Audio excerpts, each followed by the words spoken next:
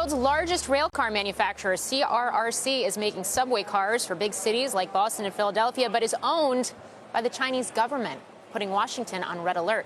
Our Ilan Mui is live from one of the factories with the latest on the story. Ilan.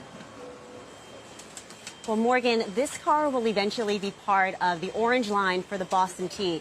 And there's a lot of controversy over it because the company that runs this factory is a Chinese state-owned enterprise, CRRC. They make the skeleton of these cars in China, then ship them here to the U.S. for final assembly. You can see they're hooking up the door systems over here. She's installing the wiring for the security cameras. And eventually, the destination sign that tells you where you're going, that'll be hooked up to this wire over here. Now, the company's only been in the U.S. for about 4 years, but already it's become a major player. They've got contracts in Chicago, L.A., Philadelphia, in addition to Boston.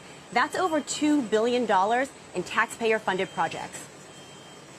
CRRC understands that United States is a growing market in this industry, and also it is the third biggest industry globally. United States is a market that provides the most fair operation and the most full competition. Now, critics of the company, including the U.S. freight industry, say that CRRC isn't playing by those rules, that they get massive subsidies from Beijing that allow it to undercut its competitors on price.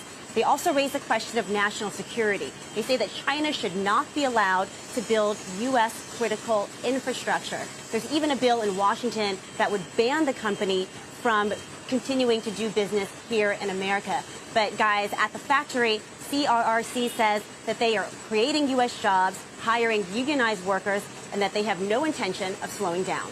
Back over to you. Ilan, in terms of the competition in this market, I know there's a number of manufacturers. Who are they, and who, I guess because of that, who would stand to benefit if you do see a crackdown on CRRC and those infrastructure dollars going to that company? So this is the interesting thing, Morgan, is that there are no American-owned companies that build passenger rail cars. A lot of their competitors are foreign-owned as well. Kawasaki is one example.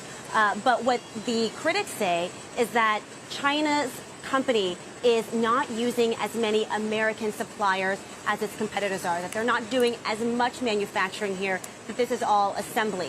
What we have found here at the factory is that some of the interior paneling, that does come from China, but that they do use American suppliers in order to put the final touches on these cars. They say that they comply with Buy America regulations that require 60 to 70% of the value of the car be made here in the U.S.